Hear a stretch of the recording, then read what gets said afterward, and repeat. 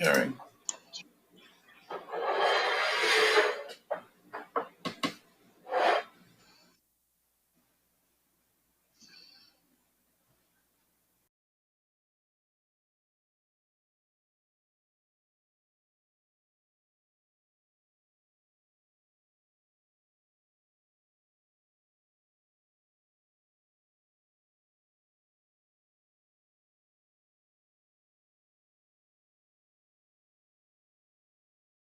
This evening. It is midweek, and we have a lot to give God thanks for. We are seeing the COVID rates and we are seeing the deaths, and throughout the entire world, folks are dying, and we know we have a lot to give God thanks for. So I want you to take a couple seconds and just think about 3 of those things you would like to give God thanks for. I'm going to give a break while you think about it and just express your thanks to God.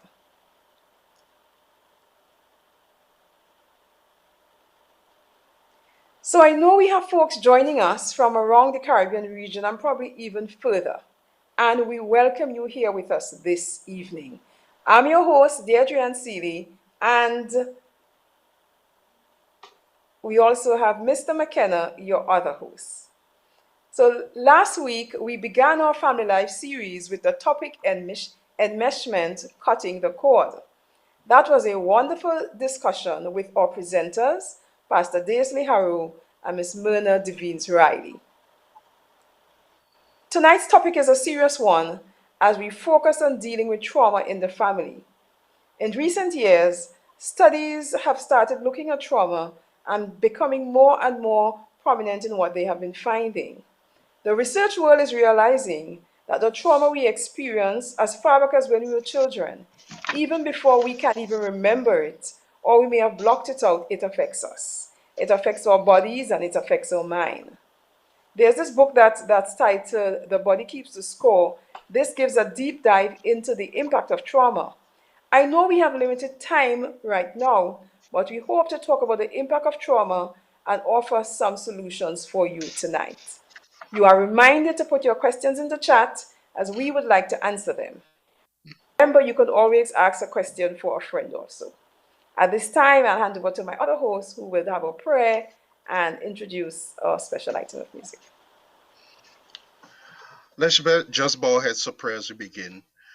Father in heaven, it is always a tremendous privilege to come into your presence. This evening, we are here for an important discussion. We pray that you would influence the minds of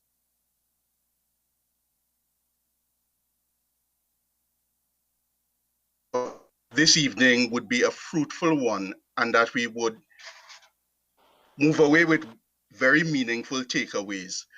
We pray that you would be with every mind here, be with every family, be with individuals that are experiencing trauma even in silence. We pray, Heavenly Father, that this evening's program would give them some level of empowerment and agency to treat with the issues that confront them. Thank you for hearing and answering our prayer in Jesus' name. We are going to be favored with an item of music by Renolcia Williams. The title, quite aptly for this evening's program, is A Heart Like Yours. Renolcia.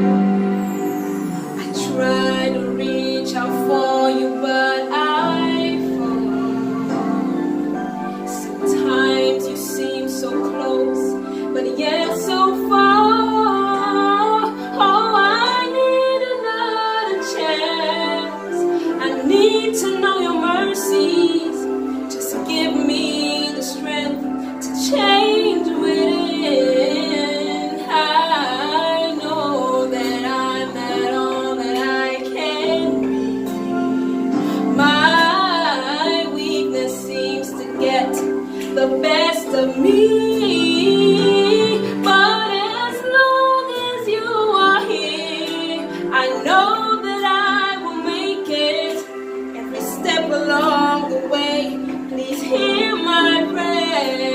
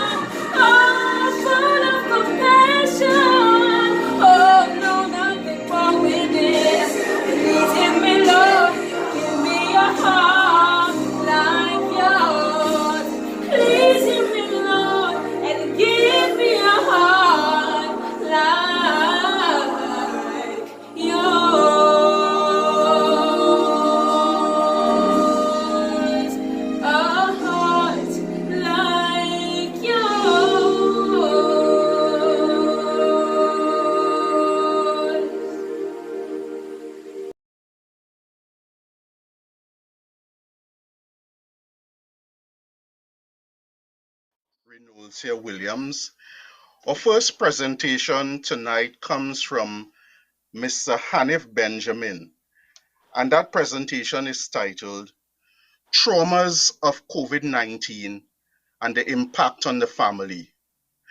Mr. Hanif Benjamin is a traumatologist, so that he has one of those occupations that we prefer not to need, but we are certainly glad that the occupation does in fact exist.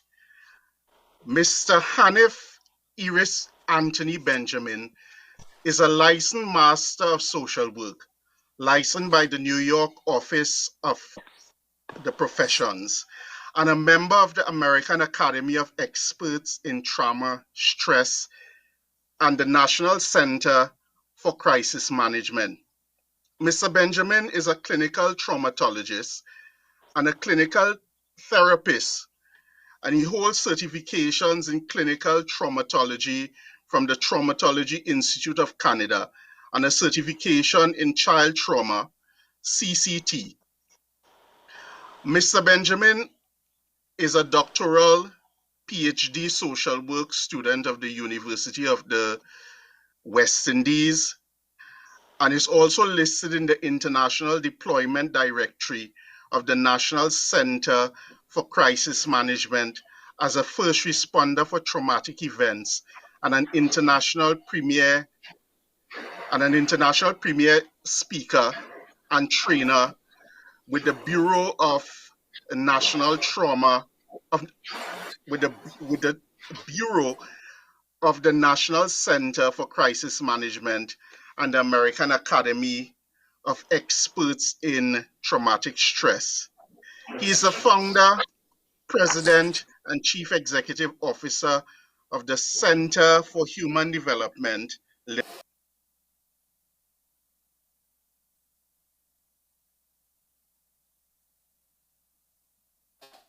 Traumas of COVID-19 and the impact on the family. Please make Mr. Benjamin feel welcome by your attention and by your comments and questions. Mr. Benjamin.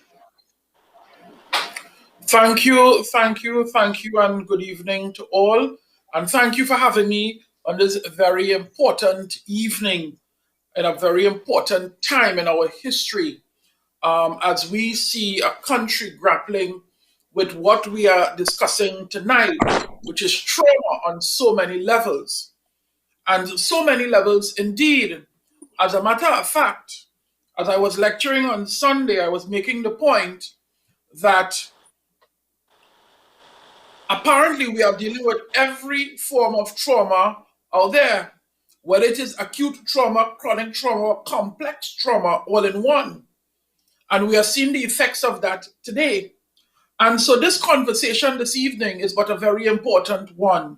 As we look at traumas in our families, in our lives, in our communities, and today I will spend but a few moments with you delineating this trauma. And in the first instance, I want to begin by expressing what is a trauma for those of you who may not know.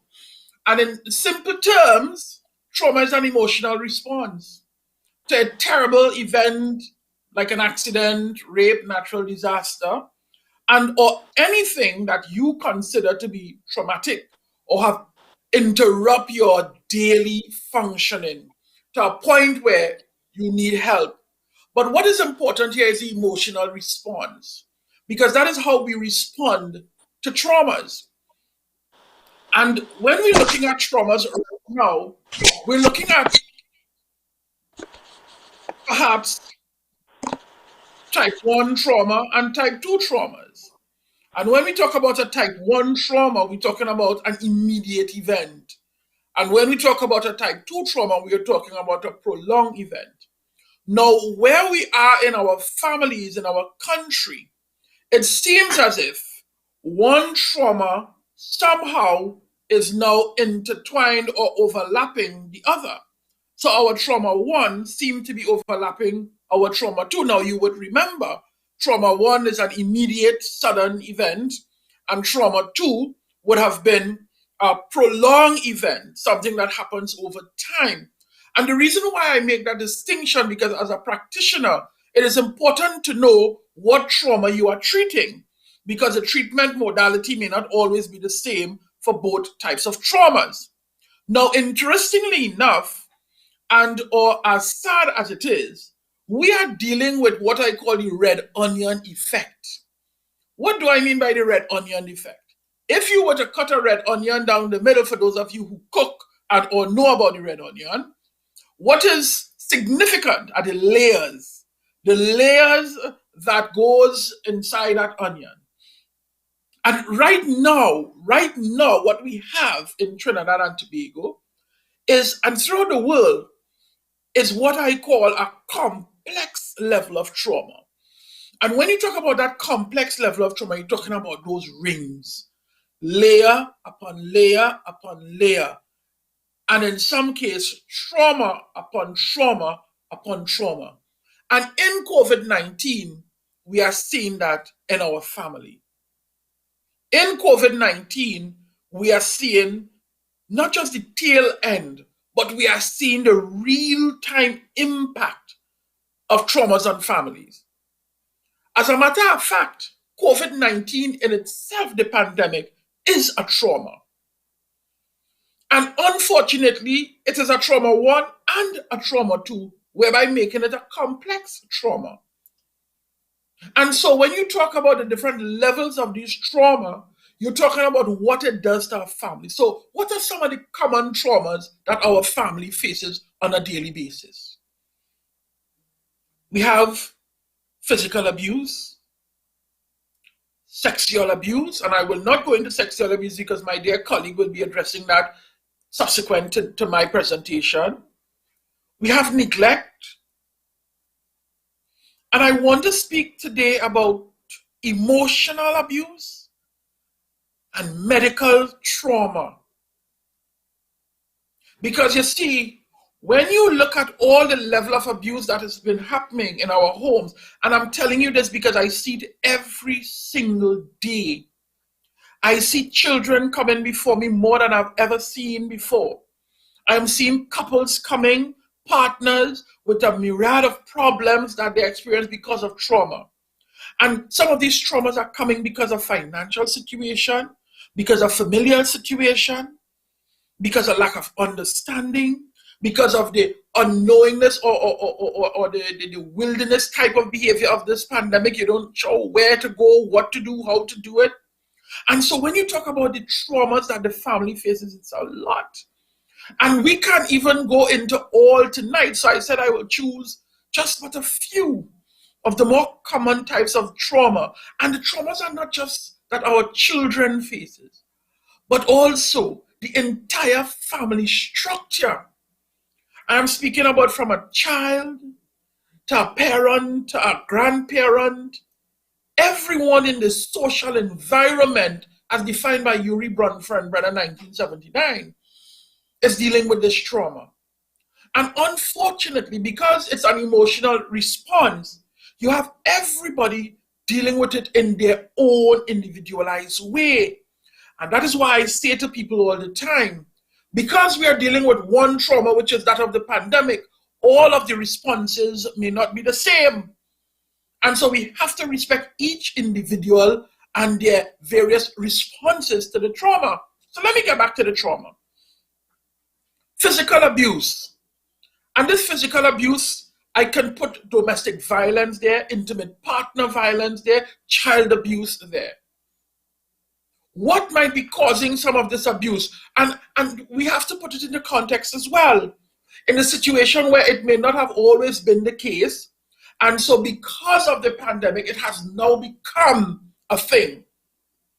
And in some home before, there were situations where there were domestic violence happening or physical violence happening already.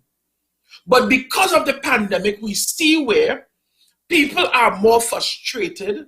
People are not sure how to deal with the level of stressors, life stressors that is coming at them. And unfortunately, the life stressors are coming fast and furious. It is coming at a rate that you cannot process, And so we are just responding with our emotion. And so you have this physical abuse, and again, intimate partner, domestic violence, all of these things. Because people are now home more. People are now in the same space. Whereas before, people used to go to work to get away from their partner. Children was in school, so they was not home all the time. Now you have parents who are now becoming teachers, who may not understand. We have a lot of people who are functionally literate, so they really can't deal with the math and English, so they are frustrated. And we know when parents and us get frustrated, what happens. That frustration is not meted out in a calm, defined way. As a matter of fact, it becomes a violent eruption. It becomes an emotional response as well. And so it takes me to the second one that I wanted to talk about, which is the emotional trauma. And that emotional trauma is that constant thing we say to our children, the things we say to our partners that diminishes them, that make them feel small, make them feel insignificant. And as you know, in children and adolescents, they recluse, they pull back, they stay away. They try not to get involved when these things are said to them. And I tell you this, and for those of you who are listening tonight, you know that words have power. Because I have seen grown adults who are still reeling from the words that were said to them in their early childhood. And so we know words have power.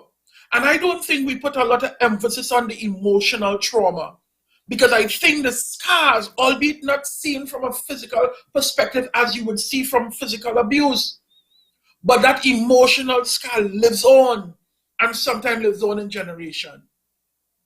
Then, of course, we have neglect, which is a major component of trauma as well, especially when you are dealing with a situation like this, where we're unsure, but yet you are not supported by the people in your social environment. Those things are critical and therefore need to be addressed. And then, of course, this is a big one right now. Medical trauma. Normally, when I deal with medical trauma, I'm talking about a type of life illnesses or fatalities or changes in a family's medical circumstances. For example, somebody had to have an amputation, or somebody was diagnosed with a terminal illness. But what COVID-19 has done to us, it has put us on a medical traumatic path where you can contract COVID-19. And because we are not sure of this very vile disease or virus, we're not sure what it's going to do to our bodies. And therefore, that constant level of hypervigilance, or in Trinidad or local term, jumpy. You're worried, you're anxious because you don't know. We don't know. And therefore, it leads to a medical trauma where you're not sure if today or tomorrow you might contract COVID. And if you do, what your fate might be. And I could imagine right now, with 11 deaths today, again record breaking, 9 yesterday, with a field hospital being set up, I could imagine the level of trauma that people are facing.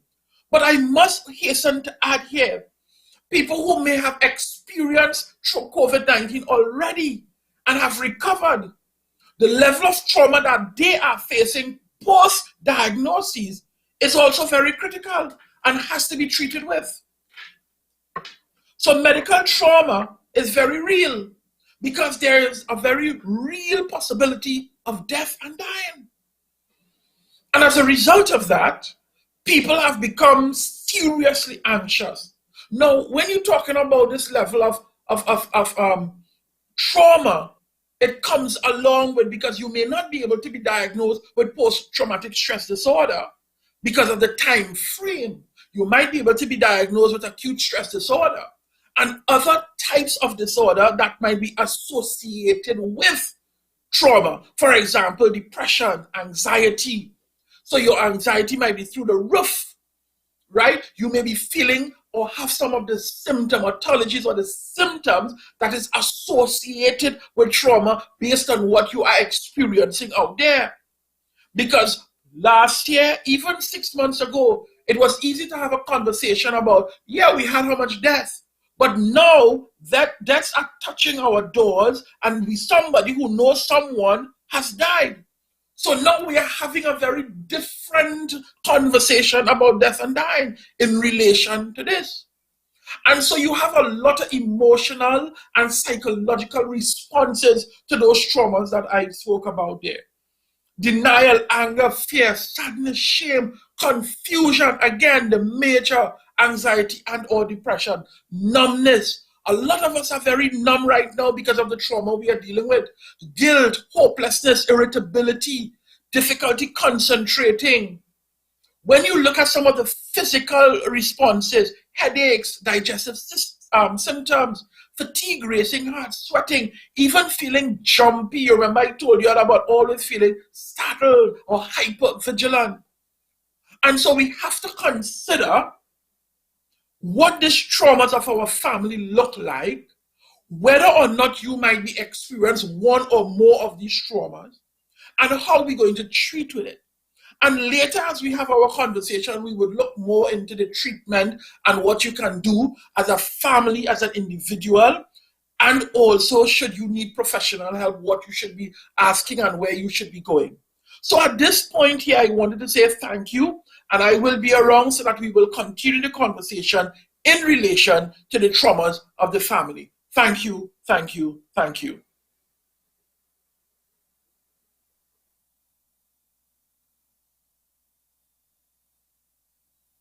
Exciting start. And we know that we will get deeper into it when we start answering your questions. But at this time, we will go to our second presenter. Usually when I hear a presenter, I often want to know what qualifies this person to speak about the topic. And tonight I will tell you. But due to time, I won't read all of Dr. Reid's accolades. And I'm sure she wouldn't mind. Not hearing. Because if I did,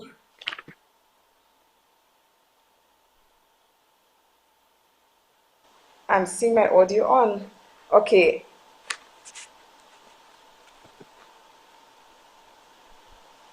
Are you hearing me now? Now hearing. Okay.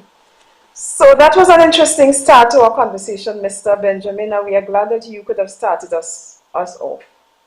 Usually, when I listen to a presenter, I often want to know what qualifies a presenter to speak on a topic, and tonight I will tell you. Due to time, I won't read all of Dr. Reid's accolades, and I'm sure she won't mind, because if I did, it would definitely rob her of the time to present.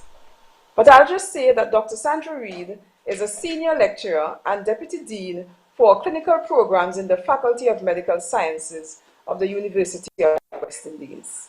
She is well known around the region for her expertise and has been a practicing psychiatrist for 35 years. I know that sounds like a long time. But more than that, she has been the first elder of the USC church for many years. She's a woman of God, and she's also a friend. It is my pleasure to introduce her to you as she speaks about this important topic, understanding child sexual abuse in the family. At this time, we'll hand over to Dr. Reid. Thank you, Dr. Seeley, for your generous introduction. Good evening to everyone. And I would like to thank my colleague, Mr. Benjamin, for his very clear and informative presentation. Now, one thing mentioned was one of the negative consequences of the COVID-19 lockdown being child sexual abuse. And for the next 15 to 20 minutes or so, that is what we are going to be focusing on. We recognize, as he said, that the risk of child sexual abuse under these COVID-19 pandemic conditions, where online education is taking place and where students are at home all the time, there is a much risk listed before. I would like to make 4 key points on what is a very broad topic, but I'm hoping that those points would provide a brief overview that would trigger your comments and questions for discussion. So let's go. Point number 1. I want to reinforce that child sexual abuse is not a rare occurrence, even in the church. And there are many social and cultural factors that actually support its occurrence. There haven't been any national surveys to date, but the data that we have is really quite telling. A study that was done looking at adolescents in the Caribbean said that 43% of sexually active adolescents had their first sexual encounter before the age of 10 years.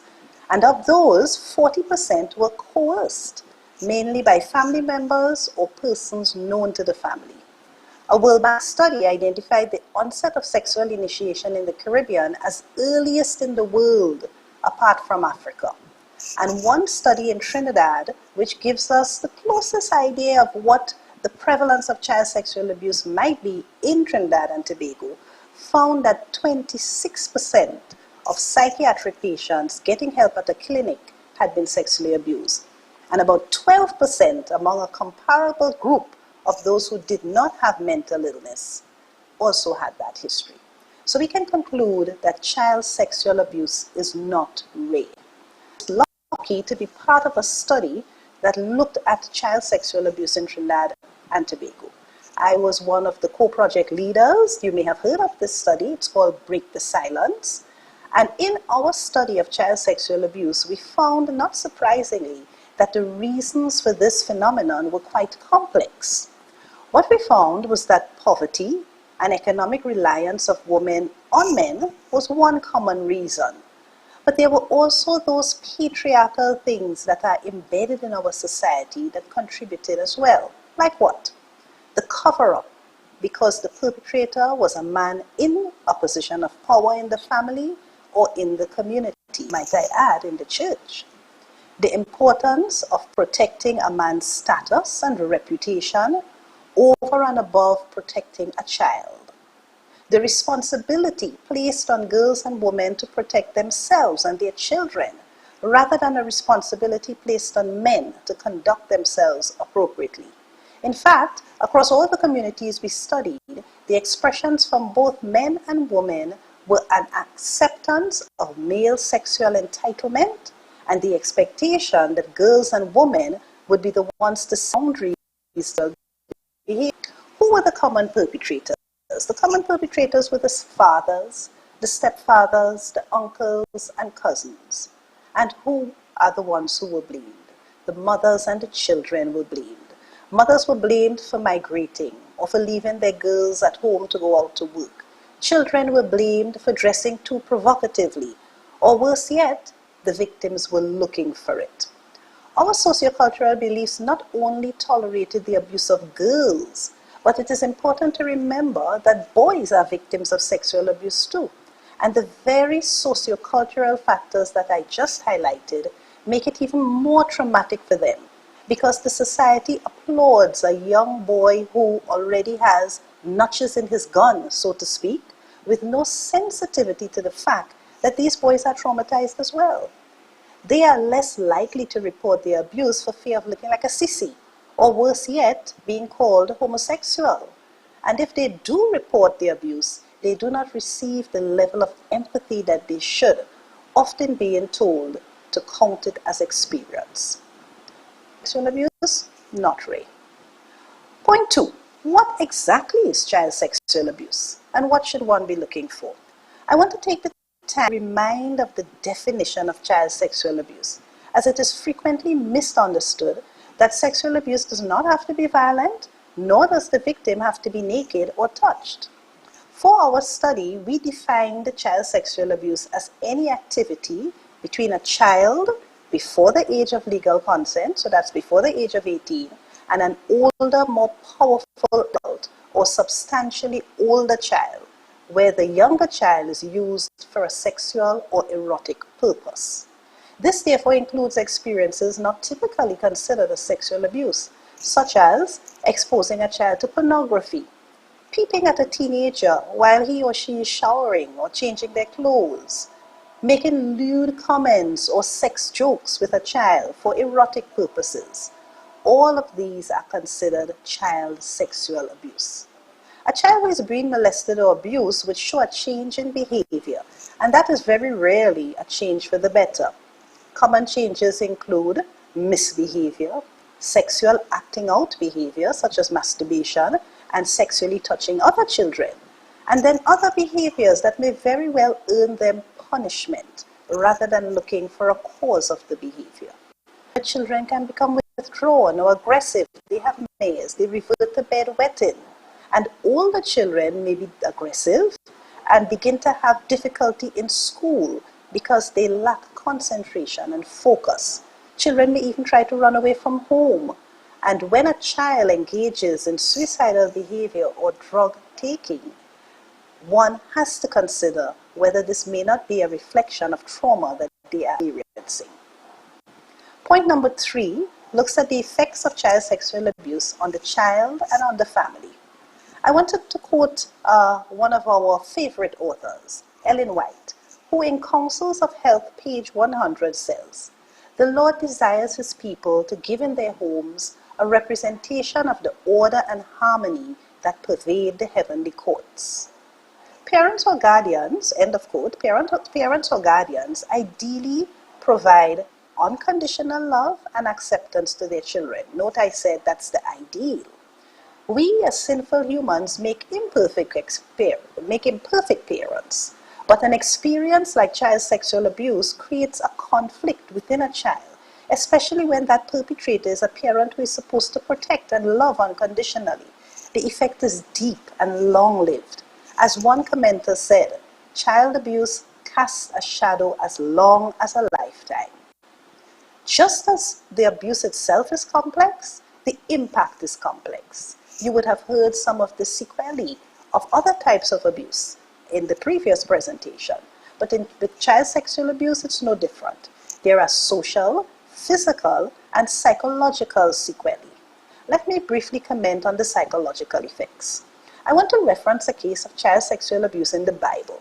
Starting from 2 Samuel chapter 13, verses 11 to 12, we find an account of Amnon, David's son, sexually abusing his half-sister Tamar. Following the bad advice of his friend, he faked sickness and asked his father to have his sister look after him. But when she brought the meals near to him, he manipulated the situation to have Tamar present him with his meal while they were both alone in the room. Then, as the biblical account tells us from verse 11, he sexually abused her.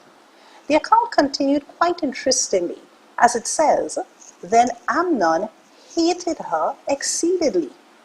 And later on, Absalom, Tamar's brother, said to her, "Has Amnon your brother been with you in the biblical sense?" And his advice was just as damaging as the perpetrator's response to Tamar. He said, "Be quiet for now, my sister. He is your brother. Do not take this to heart." And the Bible tells us that Tamar remained a desolate woman in her brother Absalom's house. Even in those days, victims were told to keep the abuse a secret. And then, as it is now, there is significant trauma and damage to the individual and to the family. We heard nothing more about Tamar in the Bible story. She remained locked in the silence, shame, violation, and trauma of the abuse she suffered at the hands of her half-brother. Things have not changed much since then. Sadly, the levels of disclosure of abuse are low because the victims are threatened by their perpetrators. They feel they would not be heard if they speak, or worse yet, if they disclose, they are not believed. Whether children share the trauma at the time of the abuse, or whether they present as adult victims of child sexual abuse, there's a plethora of psychological effects. Coping with the shame, the guilt, the feelings of fear and anxiety, feelings of dirtiness and self-loathing may commonly manifest as problems with sleeping and or eating, and any of the signs that I shared with you a little while ago. Experience of sexual abuse increases the risk of anxiety, post-traumatic stress disorder, depression, self-harm, alcohol and drug problems, sexual problems, relationship problems, eating disorders, and the list goes on and on. Child sexual abuse increases the risk of mental health problems. It increases the risk of personality disorders. Lack of trust and fear of commitment affect the person's ability to commit to relationships, but also increases the risk of sexually dysfunctional behaviors such as promiscuity and the persons themselves becoming offenders. Thank God that not every child who was a victim develops problems. Family members too can experience anger, depression, and guilt. And that's not too hard to understand considering the factors that combine to create an environment for this kind of abuse. Mothers may know that abuse is taking place, but they are dependent on the abuser for their survival. So, as was done with Tamar, the children are told to keep quiet. Mothers may know, but their decision to send the young girl to visit the male neighbor might be the only way she gets food for the day. Mothers seeing their daughters apparently complicit in sexual activity with their partners may have anger, even jealousy towards the child. And of course, the guilt that a parent might feel can result in permanent disruption of the mother-child relationship. I hasten on to point 4 before time. What to do and how does the healing occur? I want to focus here very quickly and simply on the steps that are required if one discovers child sexual abuse. Child sexual abuse is a legal offense, and it is mandatory for anyone with reasonable grounds for suspicion to report it to the authorities, the Children's Authority of Trinidad and Tobago, or the police. A comprehensive program for child sexual abuse treats both the child and all members of the family and utilizes the legal and social systems that are in place. First and foremost is the issue of safety. The child should be removed to a safe place, or the offender should be removed from the home if the offender lives in the same household. Next is to secure the physical and emotional well-being of the child. Therapy with a well-qualified therapist, such as a trauma therapist, will help the child work through the trauma, feel safe again, and reduce the risk of developing later mental health problems, and also prepare the child for the experiences ahead in working with legal authorities. There are different types of therapy, and I'm sure that we'll be hearing more from Mr. Benjamin about this in our discussion. Family therapy is also necessary for family members to process all that has happened and to improve parenting and set clearer boundaries to prevent a recurrence of sexual abuse. There are issues of grief, guilt, and betrayal. The parents need to be helped to reframe the victim's acting out behavior not as bad behavior, but a sign or symptom of the abuse and a childlike way to communicate that something wrong. Marital therapy may be necessary as parents may struggle to accept what has happened, and they may also be playing the blame game. And what if the perpetrator is a member of the family? The rule is safety of the child first. So the perpetrator would have to be removed from the household.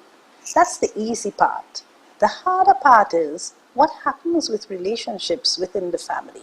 For now, I will just say that the perpetrator needs help and compassion too. A parent may need therapy if he or she might have been the victim of abuse in the past. But I end by saying, bottom line, especially as Christians, there is no healing from abuse without forgiveness. So at this point, I end my presentation and look forward to the discussion that is to come.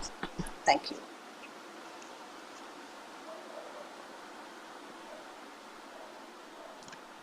Thank you so much, Dr. Reid.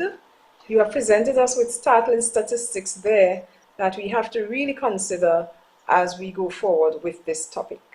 So I'd invite the other co-hosts to join me on screen as we start this conversation. So far, we have one. I'll start with the first question that we have here.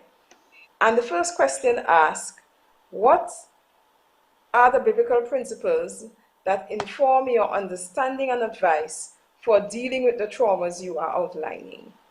So what are some of the biblical principles that we can focus on as we start to think about dealing with trauma that we may have experienced? Okay, so I will give a shot for that one. And as I said a little while ago, when we talk about healing, when we talk about abuse, I think that there are two main things that we're looking at. We're looking at the fact that someone, especially when it's a child, has been hurt, has been deliberately hurt, and we're looking at as well as the impact on the child. To me, there are two biblical principles that will inform these two aspects of the abuse. When it comes to justice and judgment, the law is what we have to rely on. As I said, child sexual abuse is as a crime, it's a criminal activity. Persons have to be reported. The law deals with them. So in other words, what I'm saying is that it's not for people to take justice into their own hands. And if even you think that the law has not been fair, we have to remember the biblical principle when Jesus says, when God says, vengeance is mine. He will deal with the person. As a matter of fact, I remember a verse, I'm not so sure to give you the quote, but the Lord talks about what happens to those who hurt his little ones. It would be better for them if they need to have a millstone around their necks and put into the sea, the water, drowning with a millstone around your neck, right? Because the Lord is going to deal with the perpetrator. And the second principle is the principle of forgiveness. I don't know if Mr. Benjamin would have shared this experience as well, but certainly when I deal with persons who have been victims of abuse, there is just so much healing you can achieve with all of the therapies, with the treatment of the depression and all of that. But to be at peace, you really do have to forgive. And that's a biblical principle, not only because God says we must forgive, but also because the forgiveness doesn't come from us. It comes from Him. All we could do is ask Him to help us to forgive because we want to forgive. That's my long response. Thank you. Dr. Reid, if I may, you are quite correct. In all of my trauma work over the years, the greatest healer, despite as great as a therapist as you might be, is the power of healing. And sometimes that healing comes from a place where you cannot even face the person who would have done you wrong. In some instances, it's a child sexual abuse situation and now an adult. And so now you have to find a place to forgive that person. And only when that forgiveness has been achieved, breakthrough occurs. Other than that, you are battling an internal battle that only you can come through. I could help you walk that road, but that change, when I know a client has moved from the trauma incident to trauma recovery, is when they begin to forgive. Definitely. Staying for a little while on the whole matter of the trauma of child sexual abuse. Can a victim recover, and I'm using the word recover rather guardedly, from child sexual abuse without therapeutic intervention? We know we in the Caribbean, the uptake for therapeutic interventions perhaps is not where it ought to be, and individuals believe that you can just recover. Can an individual who has been a victim of that peculiar kind of trauma recover without therapeutic intervention? If I may, I can start, and Dr. Reid could definitely jump in. Recovery is a very loaded word. And the reason why I call it a loaded word, because in some mind, they think by forgetting it, and I do that in quotation marks, that I have healed. Or I in Trinidad, Palang, or the local, I am studying that again. And what we've recognized, and what I have recognized, is that whether you want to or not, that trauma and the trauma symptoms will follow you throughout your life. And there are times when least expected, when you smell something like the perpetrator, when you experience a rainy night like that night, when you have experienced a voice similar to the one that whispered in your ear, you are re-traumatized, or you go into a re-experiencing phase. And so that is on the other extreme. On the other extreme now, we have where we tend to see life, and I'm touching my glasses because I want you to understand from a different lens, a trauma lens. If your trajectory of life was on track A, once you have been traumatized by a sexual abuse, you have moved off of that track in most times. And what happened is that you have now begun to develop coping mechanism to deal with what is in front of you. And many times those coping mechanisms are not healthy coping mechanisms. So for example, you're walking around having 4 divorces and you're not sure why you can't keep a relationship. You find yourself going into different sexual relationships because you're not sure, you get confused there. You find yourself angry all the time and you have no explanation for why are you angry. You find yourself unable to trust people, especially people who come as honest and open people to you. And so while we say we deal with it, there are so many things that are happening in our lives that had it been dealt with in a professional manner, you would not have had to deal with. And I could go on and on and on, but I give way to my colleague, Dr. Reid, as well. Okay, thank you. I would agree with what has been said. I like to use this kind of imagery. Abuse, and all types, but child sexual abuse is a particularly traumatic. I mean, we don't call one kind of trauma worse than the other, but it is really very traumatic experience for those who experience it. Any form of trauma cuts, and healing takes place to some degree or the other. In some people, the healing takes place and it sort of scabs over, if we want to use that analogy. And as Mr. Benjamin said, all it takes is the right trigger to burst that open again. Now, when it's busted open, it could be clean and it could heal again, or it might bust open and you might find a whole lot of pus and blood and, I'm using gory imagery because that's what happens sometimes when the memory bursts open again, right? So in that way, I totally agree with him that it's there, always with the potential to open up again. However, I have found too that there are some people who manage to move on. So it's not like if they have not been affected or not been traumatized. And I want to use the example of the individuals who may have had an experience of abuse. Let's open it up. Abuse, right? And the way they compensated as children is to divest all their energies into something very productive. Schoolwork, learning, education.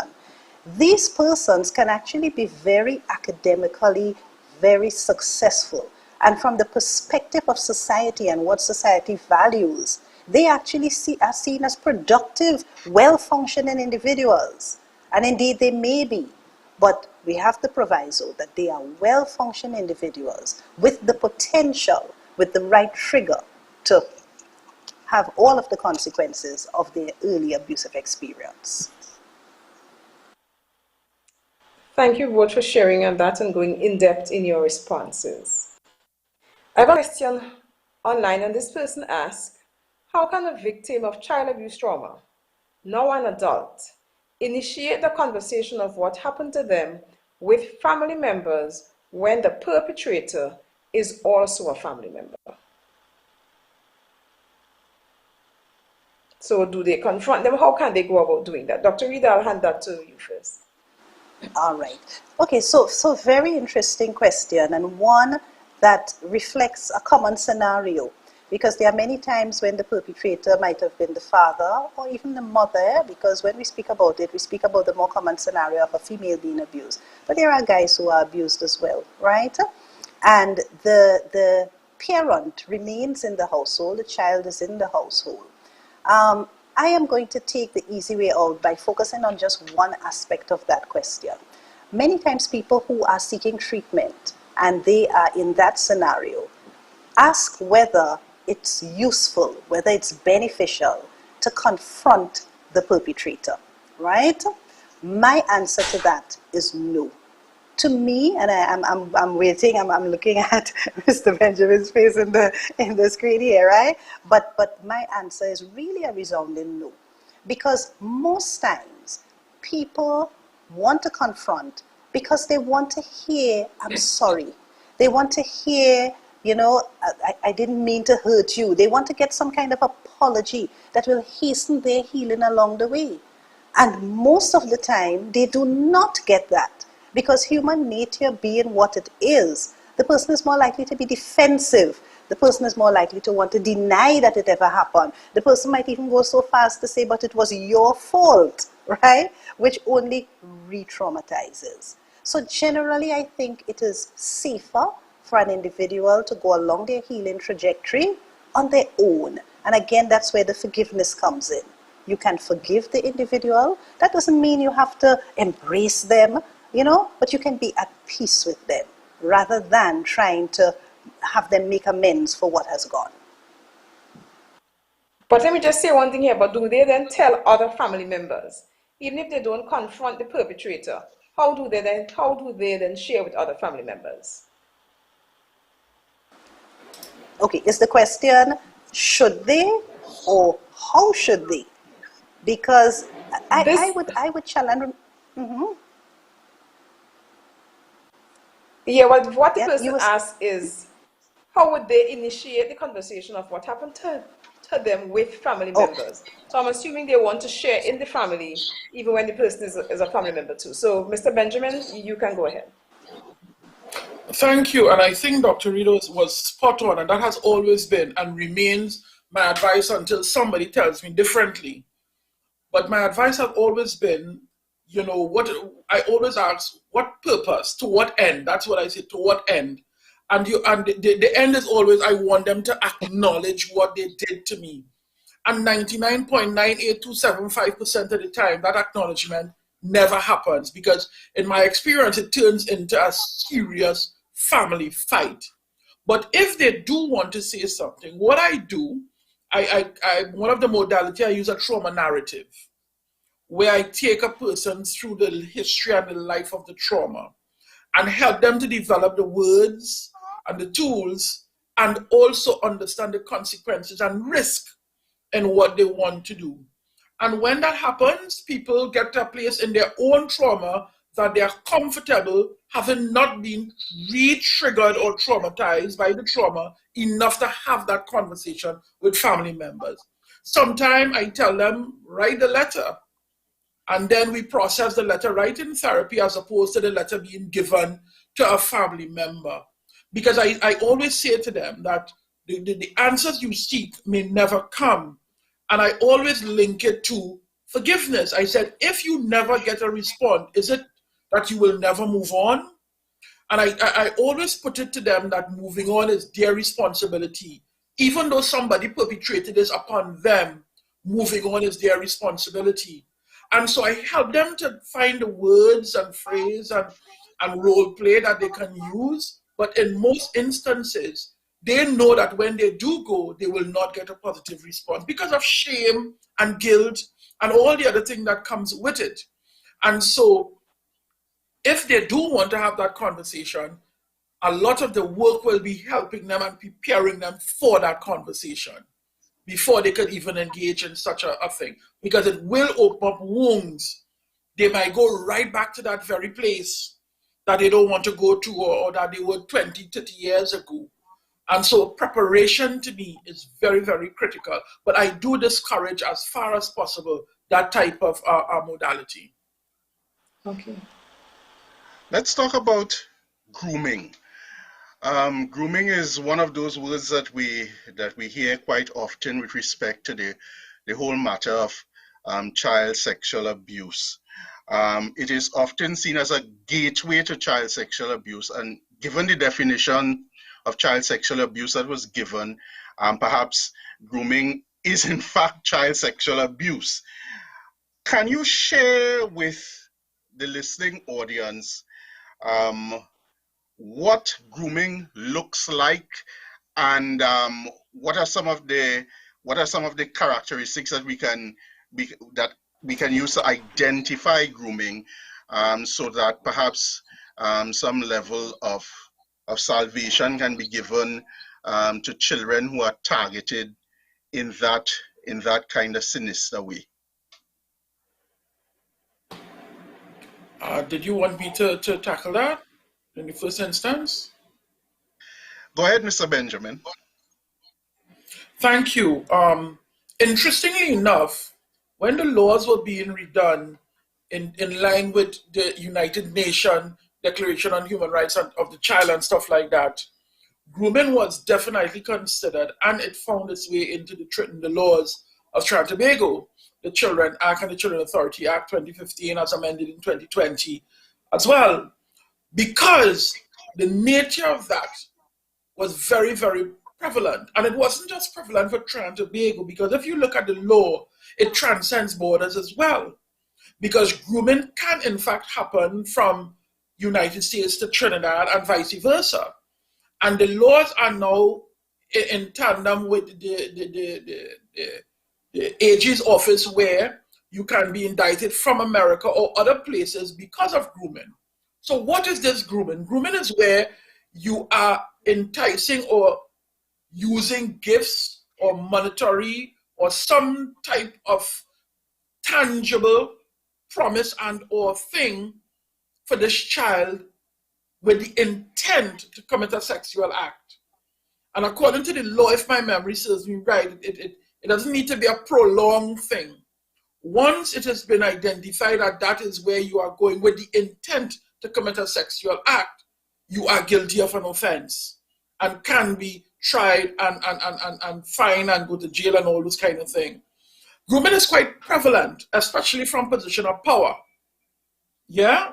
And so you see a lot of powerful people who would exert their power and influence over that victim, again, with the intent to commit such an act. And so grooming is something, again, as Dr. Reid indicated about sexual abuse not being uncommon. It is not uncommon as well. As a matter of fact, parents, put their children out for such a thing because they get stuff, because money is given, because gifts are given. Children are pimped out, for want of a better word, for that very reason. And so grooming is, again, not so uncommon in Trinidad and Tobago. And that is why it found its way in the law. Yeah? Okay. Doctor, do you have anything to add on that question? Well, I was just going to introduce a word, pedophilia. Because when we talk about grooming too, we also, two things pop into my head in addition to what Mr. Benjamin would have said. Pedophilia and online, because these days online grooming is what we have to be very concerned about. But I just wanted to give a definition of pedophilia as compared to the broader definition of child sexual abuse. Because in psychiatry, we talk about a certain type of disorder called the fetishes, right, or the paraphilias. And that is when a person has a dysfunction, where in order to be sexually aroused or to engage in normal sexual activity, there is a particular object or scenario that they require. And for the pedophile, it is a child. So the pedophile does not engage in normal sexual relationships with adults. They require children to be sexually stimulated. And you find that these people are particularly adept at grooming. And parents need to be very aware. These are the kinds of individuals, the stereotype of the groomer is a man, or I've actually never met a female groomer, but I guess it's possible, right? It's a man who lives alone, who has a section of his house that is well prepared for seduction, toys and games and snacks and everything that is going to make a child feel comfortable and happy. And that person seeks out not just the child, but the family, because he has to win the trust of the family to be able to get to the child, okay? So I think I don't need to say anything more than that, but just to point out that pedophiles and pedophilia, they also represent a proportion of the individuals out there who might be perpetrators of sexual abuse or child sexual abuse. Okay, so thank you. And those of you listening, we ask you to stay with us. It's just a few minutes after 8. We'll probably end in about 15 minutes, and we would like you to stay with us and join in the conversation. Mr. Benjamin, I want to start off with you. I am trying to think about how to phrase this and phrase this well. In the Caribbean, we have a particular style of parenting We believe in certain forms of discipline. We believe in certain forms of punishment.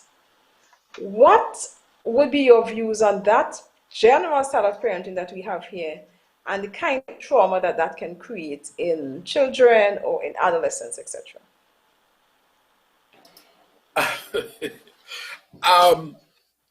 My view has always been, and I've publicly stated this, I am totally against corporal punishment in every form. I've often gotten into a very religious battle at times for and against corporal punishment. I am one who strongly believes that corporal punishment should never be a thing, because I'm often of the belief that as much as there are Bible verses that support, there are equally as many that say that it shouldn't be, but then that's my view. I also look at it from a traumatic perspective. I believe that we are a very violent society. I believe that the Caribbean is quite violent in terms of what we portray. Trinidad and Tobago, more so, extremely violent. I also believe that children's role, the role of a child, according to the ecological model, is to absorb everything that is around, is to interact with everything that is going around. So in essence, we are teaching a child who they should become, right? Why am I saying that? I am saying that because when we beat children or when we punish children, and that's a word that I think we shouldn't use as well. I think discipline is the correct terminology, because discipline and punishment is two different things. We go to jail for punishment. We are sending children to jail for punishment. Discipline is where we teach. That is how I see it. But when we beat children, when we are telling children that when they do something wrong, they should be beaten. And when parents who may not know the line between when discipline meets abuse, always end up on the abuse side. And I'm saying this because when I sat where I sat for 3 years prior, the statistics every year showed that over 60% of the abuse meted out to children was done by a mother. And the reason why that is significant, that I remember when I was at that place, I asked them to disaggregate this to me some more, because I wanted to know whether mother just went across there beating children or there was some antecedents. And the antecedents were poverty, frustration, their mother's own inability to manage their emotional ability to manage their children, and so many other factors which led to abuse. So the point I'm making here, team, is that when we discipline children by beating them, we are teaching them how they should manage. And then the other thing is, what I have found as a child advocate, many times we are beating children for issues that they may not have control over. We as adults may have failed to instill in them the necessary tools that they need. And then when the child turns around and does these things, then they are beaten. The other thing is, they take the cues from the adults, and when they perpetrate or portray exactly what the adults may have done, they are then beaten. And so we have to find a different way, because I think the scars of licks and beating is scars that follow children throughout. And I tell you this, and I make no mistake, I was beaten. My mother beat me because that is what she knew. And I said to her in conversation, I said, Mother, if this was in this time, you would have been in jail. I mean, now we can talk and process this. But what this did for me, and I give you a quick story. My primary school was 15 minutes from my home, walking. I needed to get home by 3:15. Otherwise, my mother would think that I was horseplaying and not coming home. And I remember one day the class acted a fool, and the teacher hands up out and kept us there for 15 minutes. I said, please call my mother. He did not. I peed my pants all the way home because I knew what was going to happen. And today I cannot be late. The anxiety that I feel When I am late, I will have to go to a meeting in Port of Spain. I live south. And I will be sitting down and watching all the boats coming at 6 o'clock in the morning. Because the mere idea of me being late, I become erratic. I cannot think. I cannot function. So when we do these things in childhood, it has an impact on how we grow up as adults. And that was my personal experience. And so beating should never be a thing. Let us find alternatives. And there are alternatives that we can use. Dr. Reid, I don't want to put you in a controversial spot, but do you want to give an answer to that also? Well, I'm listening. I'm listening to Mr. Benjamin, and I'm agreeing, but yet there's a little dissension there with me, right? Because as I listen to him, and Mr. Benjamin, you must share your data, you must share your research findings, because really and truly, there's so much to look for. Because even as you were speaking, you're talking about the big issue of parenting. And I heard method of parenting, I heard reason for discipline, I heard severity of discipline. All of those are variables that factored in into what you were sharing, right? So I have a daughter. I think I might have hit her once, and it was just one lash. I wouldn't even call it a slap, it was a lash. I felt that she deserved it, and I have no regret for having done it. My thing is, the Bible says, spare the rod and spoil the child. Rod there is not always literally rod. The Bible is talking about, I think, the role of parents in doing just what Mr. Benjamin says they need to do. Recognizing when a child needs to be punished. Recognizing the severity of the punishment that should be meted out to that child and the type of punishment. I think that physically hitting a child should be reserved for only extreme things. There may be things, and I would use the example. This wasn't the case with my daughter, but I'll use the example. If a child is outrightly rude and disrespectful, I don't see anything wrong with giving that child a lash. But a lash is not going to traumatize that child in the manner that was shared a little while ago, right? I also want to look at it from the other side. When you interview the adults, because my practice is an adult practice, so people are looking backwards at their family experiences, you see three types of people, if I were to kind of generally try to classify them. Those who were physically abused, those who were badly beaten but can say, oh, I know they meant well, right? Now, knowing that they meant well doesn't remove the impact of the trauma, but it's a different experience. And then there were those who can't identify with any kind of anything near trauma or abuse, So I think that there is a role. It's not the first thing that should be done. It should not be done without reason. It should not be done in anger. There are many qualifiers, but I will not totally discount the use of a physical form of discipline.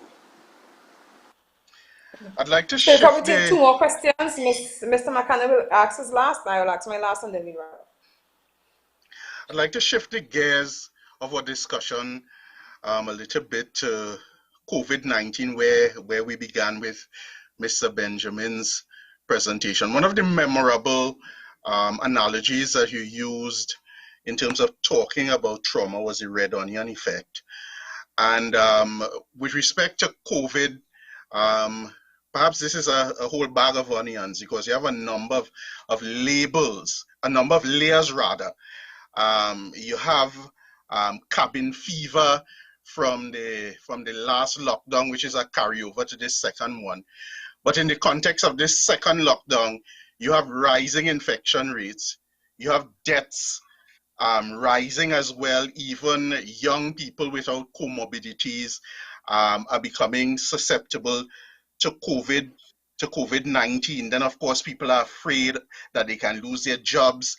They are jumpy. I'm using the word that you utilize. What are some practical things? What practical advice can you give us in terms of treating both at the individual level and the family level with the trauma and the layers of trauma that come with COVID-19? Well, the very first thing I say to people all the time, we have to accept where we are. I think a large percentage of this country have not accepted the fact that we are battling with a pandemic, something that is unseen, we can't taste it, but it has a very, very difficult effect on a nation, a financial effect, a spiritual effect, everything. It has affected life as we know it.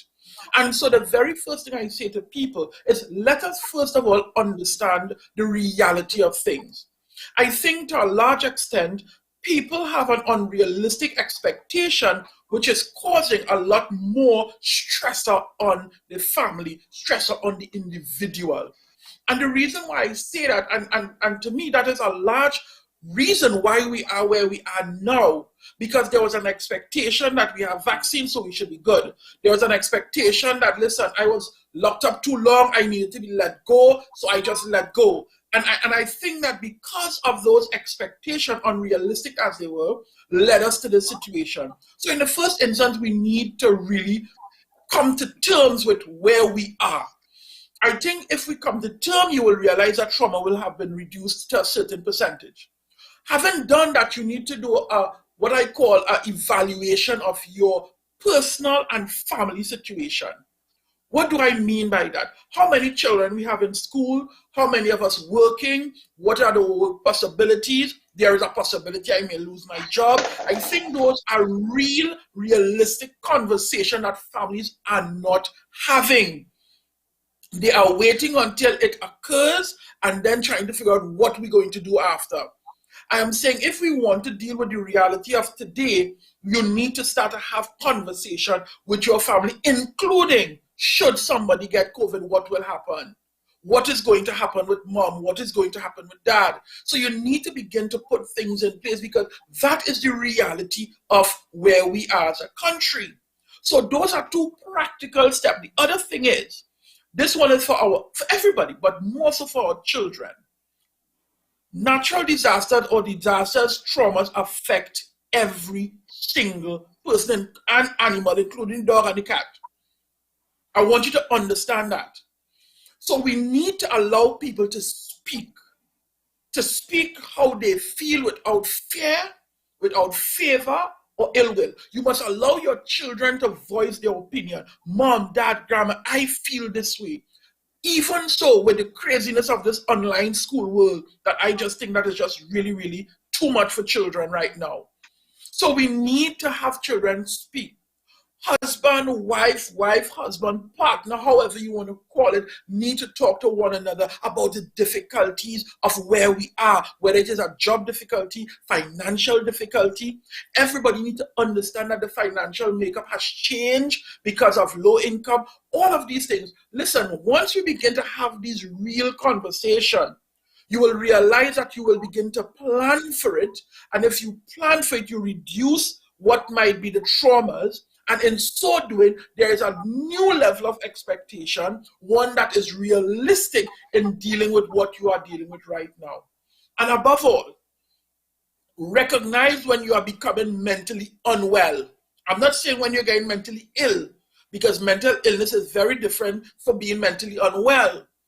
Recognize the signs in one another.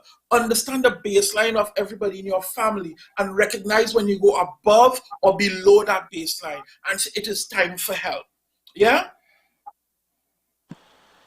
So thank you, Mr. Benjamin. Dr. Reid, my last question.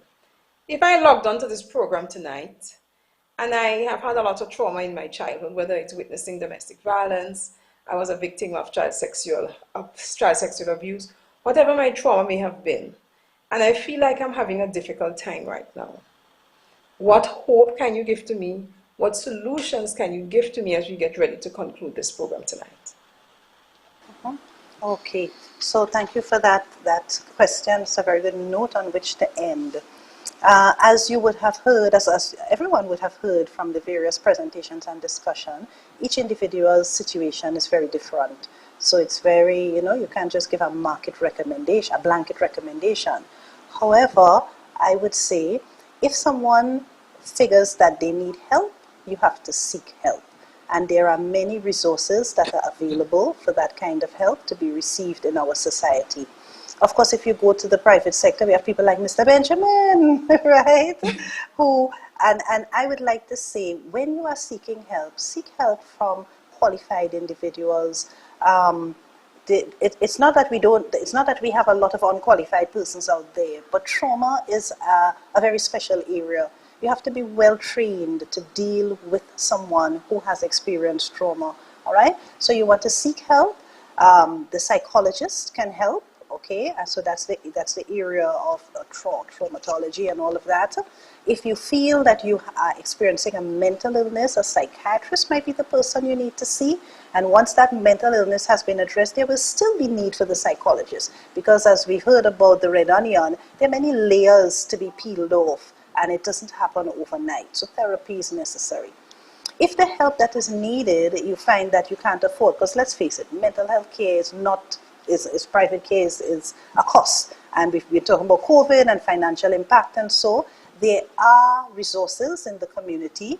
Mental health, we have made an attempt to decentralize it. So there are clinics in not all of the health centers, but some of the health centers throughout Trinidad and Tobago. You can go onto the Ministry of Health's website. There are a lot of, where there is information on the various health centers, where there are psychiatric clinics, and some of those clinics actually have social workers and psychologists where you can seek help. If you don't think that you need that level of professional help, we never want to forget the healing power of reaching out to God. At the end of the day, He's our great physician. He is our counselor. He's our healer. He's our comforter. All right? And we have acknowledged that there are some people who maybe the trauma is such that they don't need to seek the external mental health resources at this point in time. And on your knees is a place where you can get healing. So I would like to encourage people, talk to God. In the same way we say, okay, you go talk to a therapist, talk to God, because He hears and He answers. Okay, so thank you. So sometimes we do need more than just prayer. You're advocating more than just praying. You can't always pray everything away. So I'll hand over to Mr. McKenna for his 1 minute closing remark as we get ready to wrap up the program. This was a rather fruitful discussion.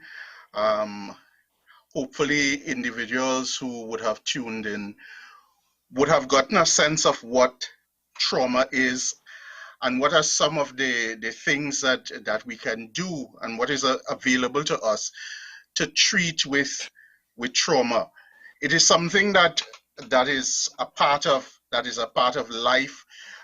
We face it at different levels in different areas of our life. I don't know that there is anyone who has lived for 10 years on this earth, or even for shorter than that has not experienced trauma at some point in that person's existence. So we are very, very, very grateful for this discussion tonight. This is what church should look like, and we are happy that you would have consented to be with us tonight.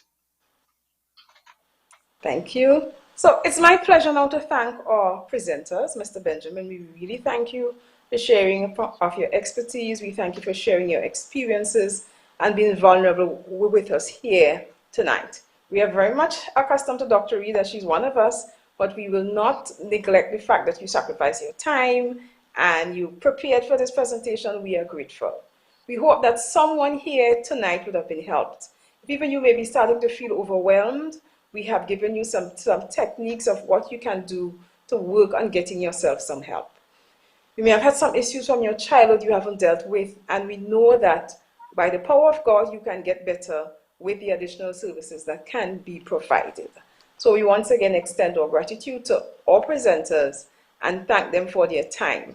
Now, you know, if you were closer, you may have gotten a gift, you may have gotten something, but we just extend our gratitude. We extend our thankfulness to you, and we know that you will continue sharing and continue helping.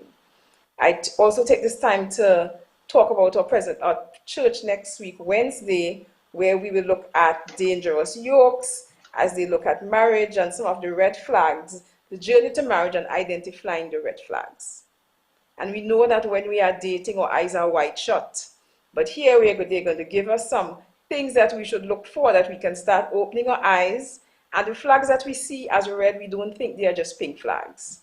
Because in the whole love, when love is blinding us, we tend to overlook certain things. So next week, join us, invite a friend, be here with us as we go deeper in looking at that. And thank you once again.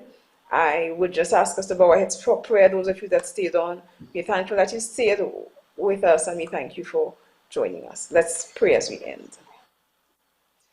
Almighty God, we thank you for your blessing, and we thank you for this discussion.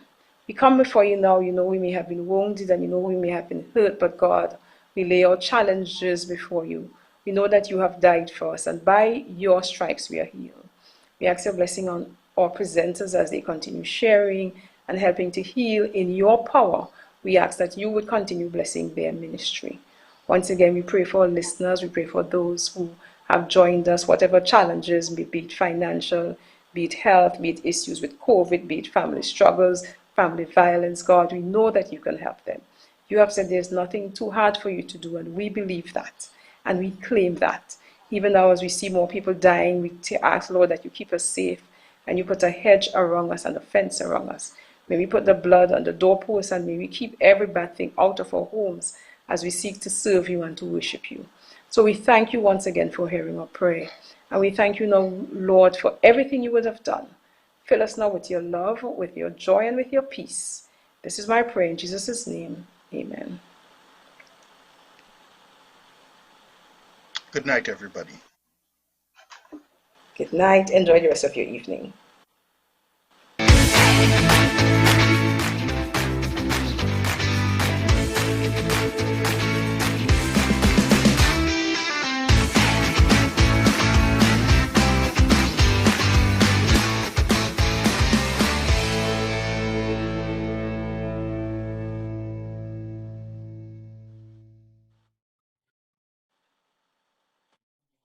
Yes. Yes, hearing.